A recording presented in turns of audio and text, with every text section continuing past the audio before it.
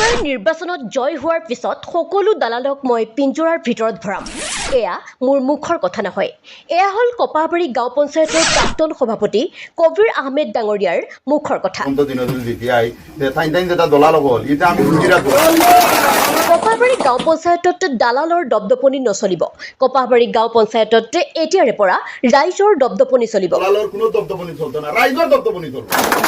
মই যোৱা 5টা বছৰত দুখীয়া দৰিদ্ৰ মানুহৰ পৰা ঘৰৰ নামত সকলো দালালক টকা ল'ব নিদিয়াৰ বাবে মোক এবাৰ নহয় দুবাৰ নহয় যোৱা 5টা বছৰত সকলো দালালে মিলি মোক ভুৱা কেছ দি মোক বহুতো হাৰাশাস্তি দিছে। 5টা বছৰ খালি আমাৰ লগে লাগে এর বাদেও আমি কাম করে গেছি আরো কাম করাইতে পারলাম না বুঝলি এই মানুষের লাগতো না এরা আমার লগে লাগায় পঞ্চায়েতৰ খাৰাপ হইছে না ভালো হইছে তেওঁলোকে 5 বছৰৰ ভিতৰত কোনোবা এখন ৱাৰ্ডত এটা কাম কৰিছে বুলি যদি দেখাই দিব পাৰে তেনেহলে মই আজিৰ পৰা ৰাজনীতি ত্যাগ কৰিম। এৰা মানে পঞ্চায়েতৰ বিৰুদ্ধে কাম কৰছে আৰ এৰা পঞ্চায়েতৰ লস করাই দেন বহুত লস করাই দেন আর আরো কাম হইলো না পঞ্চায়েত আমি বহুত ধরনের জোরদার হিসেবে কাম করতে পারলাম না কিন্তু আমার সাতাই বহুত কাম করতাম আমার ইচ্ছা। কপাহবাৰী গাঁও পঞ্চায়তখন যেতিয়া দালালৰ হাতত আছিল তেতিয়া কিমান কাম হৈছে ৰাইজ আপোনালোকে এবাৰ চাওক আৰু মোৰ এই 5 বছৰৰ নেতৃত্বত কিমান কাম হৈছে আপোনালোকে এবাৰ চাওক।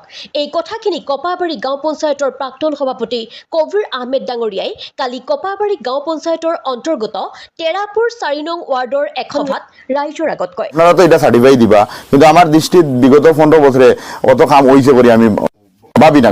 আপনারা মনে কি থাকে ওই ওই দুয়ার থেকে আমি ফেউরের কাছে থেকে অত্যাচার করি 1 টাকা লইছি না আমারে ওলা উড়াইরা টাকা করি দিছি আপনারা সামনে তো সব কিছু এক ওয়ার্ড 8-10টা করে কাম করি এরপরে পঞ্চায়েতের একটা মানে নমুনা বদলি আয় টাকাটার নমুনা বদলি আনা হইছে বিভিন্ন ধরনের কষ্টর মাধ্যমে ওই বিভিন্ন জায়গা থেকে মানে তোমার সেংশন করে এনে রাস্তা কাম করাইছি মসজিদ স্কুল বিভিন্ন মানে তোমার ঘর দুয়ার মানুষের ফাইভ দেখা খাওয়াইয়া বানি লই আপনারা যে জিনিসও 1 টাকা গড় দুর্নীতি করতাম আছে এরা আমি বিরুদ্ধে কাম করতে পারবো।